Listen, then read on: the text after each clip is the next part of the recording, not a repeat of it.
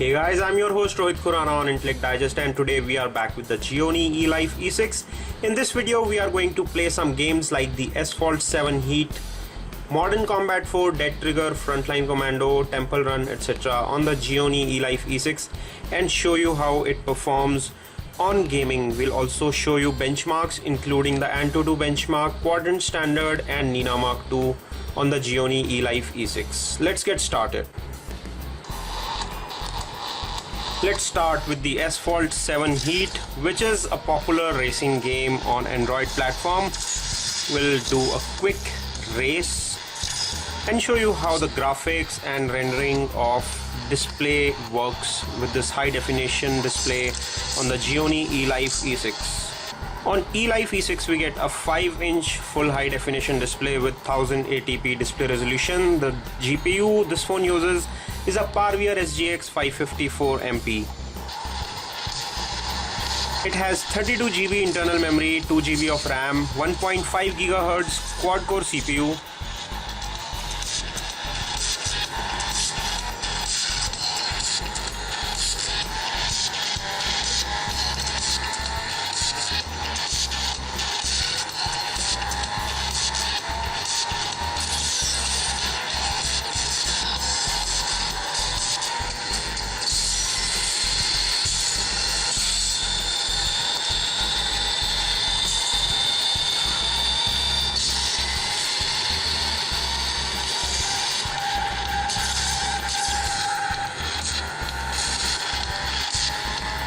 As you can see, the graphics rendering is working fine, although there is some amount of lag that we can see in graphics rendering.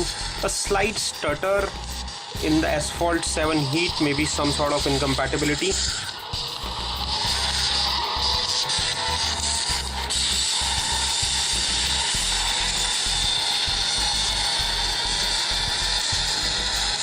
The motion inputs are taken properly and there's no problem when it comes to taking inputs.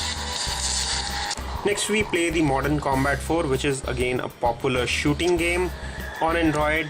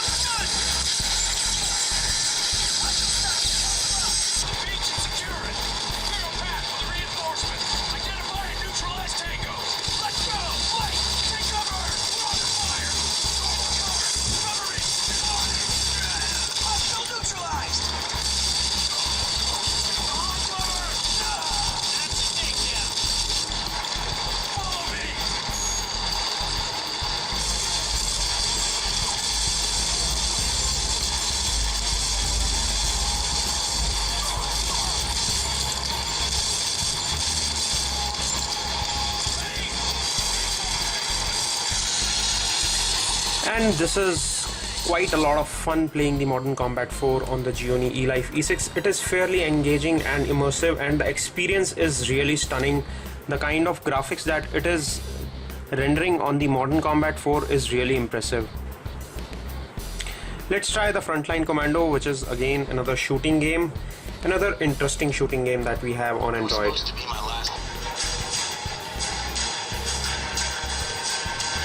On the Frontline Commando, the controls are precise on the eLife E6 and we are able to use it comfortably.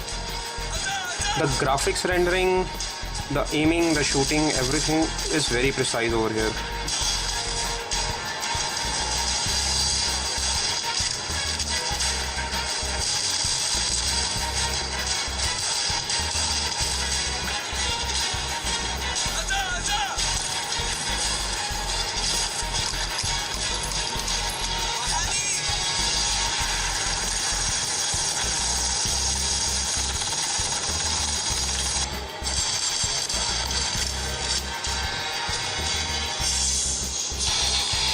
And the Frontline Commando plays really well on the Gioni eLife E6. Let us jump to our next game, which is the Temple Run 2. just to see how the motion calibration is on the Gionee eLife E6. Although this game is not very heavy on graphics, but it takes touch as well as motion inputs, so it actually tests how well a motion sensor is calibrated on an Android device.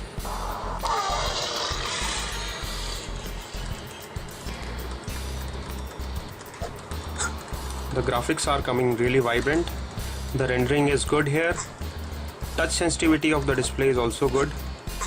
It is playing really well. This is the Temple Run 2 that we are playing here. It takes the touch inputs very precisely. Now it's time to check the motion inputs. Yes, it is taking the motion inputs also very well. Fairly well calibrated when it comes to motion or gyroscope sensor. So the Temple Run 2 plays really well on the Gionee eLife E6. Let us also show you Subway Surf, which is another graphics heavy game. Interestingly, it's very vibrant looking. It does not take any sort of motion inputs. It's only touch based game. So let's see how it fares on Gionee eLife E6.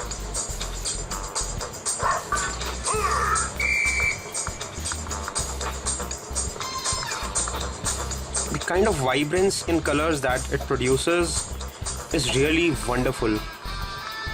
I'm really impressed with the graphics quality of Gionee eLife E6. The touch is also very precise. It is taking the inputs very nicely. There is no lag that I notice. It's almost instant.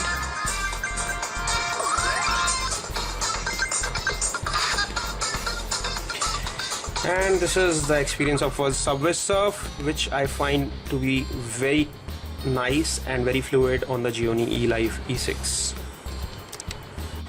After gaming, let's run some benchmark tests and see how the device performs on these benchmarks. So we ran an Antutu benchmark which gave us a result of 15,275, giving you a comparison with some other devices. We can see the charts here. And as you can see, the eLife E6 lies somewhere between the Samsung Galaxy S2 and the HTC One X when it comes to the benchmark scores. Let us also run Nina Mark 2 test and see how it performs. On our last test, it came out to be around 33.4 frames per second. Let's see how it fares in our next test.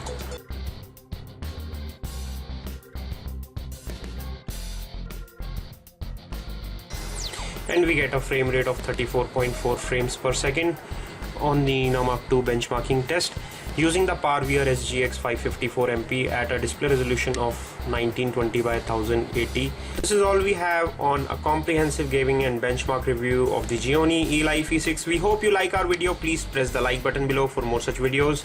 Stay subscribed by pressing the subscribe button. This is your host Rohit Khurana signing off. Thanks for watching.